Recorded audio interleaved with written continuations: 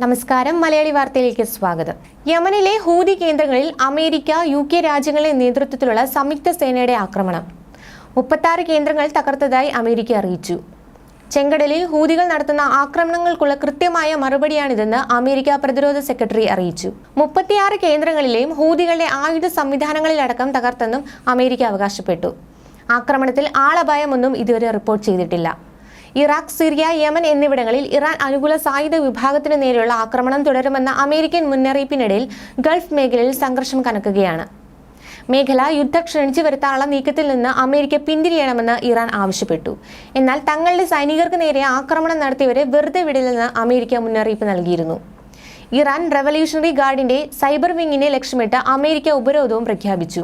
Iran Islamic revolutionary guard കോർപ്സിന്റെ cyber electronic കമാൻഡിലെ 6 ഉദ്യോഗസ്ഥർക്കും ഇറാൻ ബാലിസ്റ്റിക് മിസൈൽ, ഡ്രോൺ സംവിധാനങ്ങൾ, സാമഗ്രികൾ നൽകുന്ന ഇറാൻ ഹോങ്കോങ് ആസ്ഥാനമായുള്ള വിതരണക്കാരുടെ ശൃംഖലയുമാണ് ഉപരോധം. ഇറാഖിലും സിറിയയിലും 80 കേന്ദ്രങ്ങളിൽ വ്യോമാക്രമണം നടത്തിയതിനു പിന്നാലെയാണ് ഉപരോധ പ്രഖ്യാപനം. റവല്യൂഷണറി ഗാർഡിന്റെ എലൈറ്റ് ബൂട്ട്സ് ഫോഴ്സിന്റെ ധനസഹായം നൽകുന്നുവെന്ന് ആരോപിച്ച് തുർക്കി ആസ്ഥാനമായ എണ്ണ കമ്പനിയുടെ $108 മില്യൺ അമേരിക്ക പിടിച്ചെടുത്തു. അതിനിടെ ചരക്ക് കപ്പലിന് അകമ്പടിയായി ചൈനീസ് യുദ്ധക്കപ്പൽ ചെങ്കടലിൽ നങ്കൂരമിട്ടു. ചൈനയുടെയും റഷ്യയുടെയും കപ്പലുകളെ ആക്രമിക്കില്ലെന്ന് ഹൂതികൾ അറിയിച്ചു. മേഖലയിൽ സ്വാധീനമുറപ്പിക്കാനുള്ള നീക്കമാണ് ചൈനയുടെ നടപടിയെ വിലയിരുത്തുന്നത്. ചെങ്കടലിൽ ഹൂതി വിമതർ നടത്തുന്ന ആക്രമണങ്ങൾക്കുള്ള മറുപടി എന്നാണ് യമനിലെ ആക്രമണങ്ങൾക്ക് US, UK സംയുക്ത സേന നൽകുന്ന വിശദീകരണം. ഹൂതികൾക്കുള്ള ശക്തമായ സന്ദേശമാണ് ആക്രമണത്തിലൂടെ നൽകാൻ ഉദ്ദേശിക്കുന്നതെന്നും അമേരിക്ക വ്യക്തമാക്കുന്നു.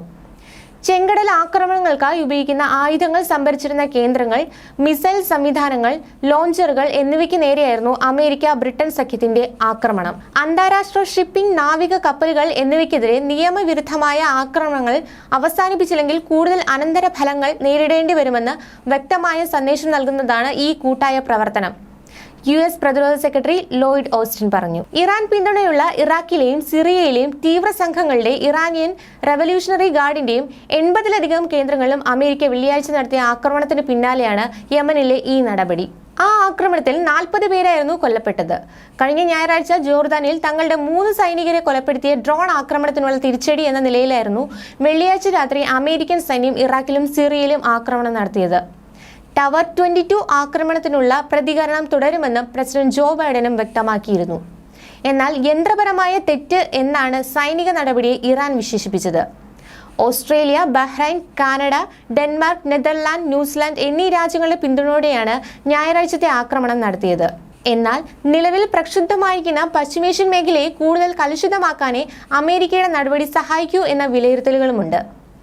ആക്രമണങ്ങളുടെ പശ്ചാത്തലത്തിലും ചെങ്കടലിലെ സൈനിക നടപടിയിൽ നിന്നും പിന്നോട്ട് പോകില്ലെന്നാണ് ഹൂതികളുടെ നിലപാട്. ഗാസയിലെ ഇസ്രായേൽ ആക്രമണം അവസാനിപ്പിക്കുന്നതുവരെ ചെങ്കടൽ ആക്രമണം തുടരുമെന്ന് ഹൂതി നേതാവ് അൽ ഖുദൈസി പ്രതികരിച്ചതായി അൽ ജസീറ റിപ്പോർട്ട് ചെയ്യുന്നു.